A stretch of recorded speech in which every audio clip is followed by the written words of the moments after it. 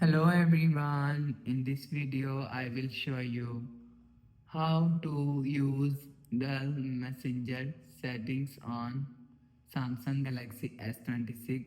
So let's start the video. First of all, go to app library. Now here, so click on settings app.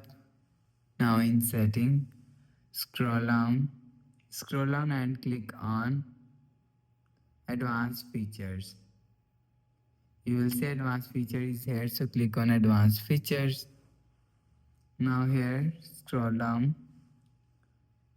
sorry, scroll down and click on the messengers. So first of all, if you want to use dual messengers, so turn on this button.